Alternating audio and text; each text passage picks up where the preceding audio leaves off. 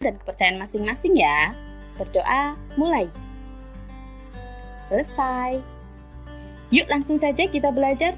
Nah, pada pembelajaran kali ini kita akan belajar tentang fungsi organ-organ pencernaan pada manusia. Masih ingatkah kalian tentang pelajaran sistem pencernaan pada manusia?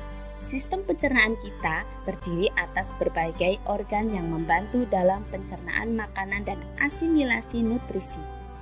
Jadi, apa itu pencernaan? Betul sekali, pencernaan merupakan proses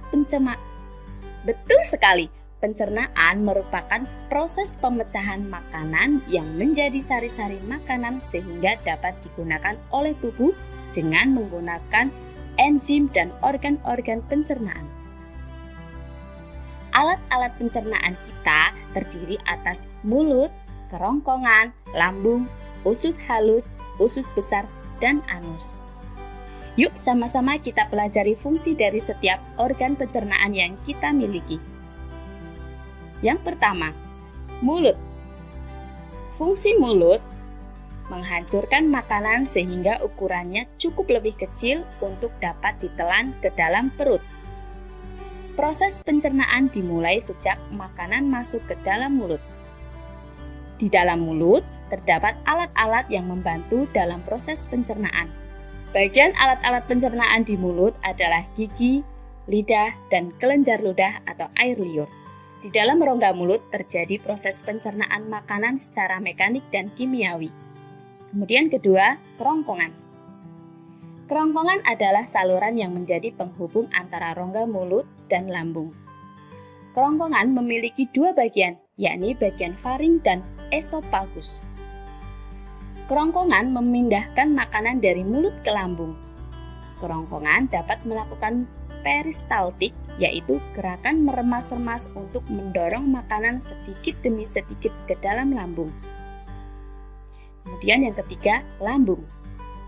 Fungsi lambung adalah sebagai berikut. Sebagai penghasil pepsinogen, pepsinogen adalah bentuk yang belum aktif dari pepsin.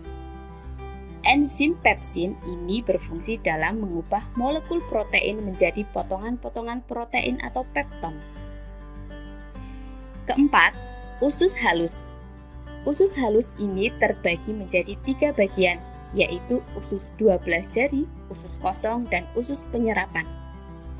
Sebagian besar proses pencernaan dan penyerapan nutrisi makanan terjadi di dalam usus halus. Pencernaan makanan terjadi pada usus 12 jari dan usus kosong. Sedangkan usus penyerapan menjadi tempat penyerapan nutrisi makanan. Namun pada usus halus hanya terjadi pencernaan kimiawi saja. Yang kelima, usus besar. Organ usus besar berfungsi untuk proses pembusukan sisa dari makanan yang tidak dapat untuk dicerna oleh lambung.